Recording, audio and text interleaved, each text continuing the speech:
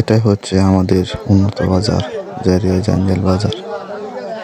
এই যে পাগল একটা বাজারের কমিটি সব পাগল। রাস্তার কি অবস্থা! চিত্রটি দেখে আপনার মনে হতে পারে এটি কোনো খেলার মাঠ বা কাদা জড়া কোনো পথ, কিন্তু না, এটি নেত্রকোনা জেলার দুর্গাপুর উপজেলার জনবহুল জারিয়া জাঞ্জাল বাজার।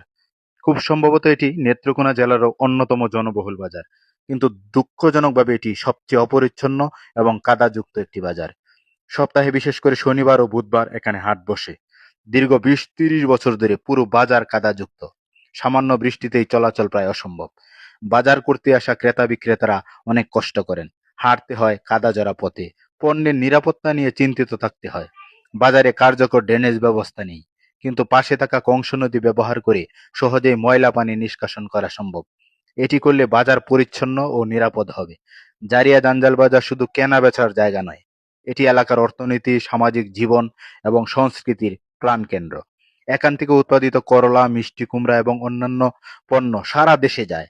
আমরা সংশ্লিষ্ট কর্তৃপক্ষের কাছে বিনীত অনুরোধ জানাই, দয়া করে দ্রুত কার্যকর ড্রেনেজ ব্যবস্থা স্থাপন করুন, যাতে আর কখনো ক্রেতা বিক্রেতারা কাদায় হেঁটে কষ্ট না করেন এবং বাজারের প্রাণবন্ততা রক্ষা পায়।